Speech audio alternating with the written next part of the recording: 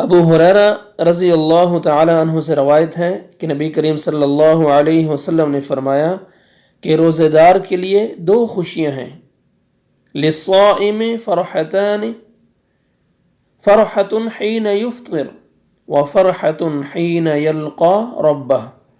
रोज़ेदार के लिए दो खुशियाँ हैं, एक खुशी इफ्तार करते वक्त और दूसरी खुशी उस वक्त होगी जब वो अपने रब से मिलेगा। सुभान अल्लाह। ये सही बुखारी की हदीस है और हदीस नंबर 1894। एक खुशी उसको इफ्तार के वक्त और दूसरी खुशी रोज़ेदार के लिए उस वक्त होगी जब वो अपने रब से मिलेगा।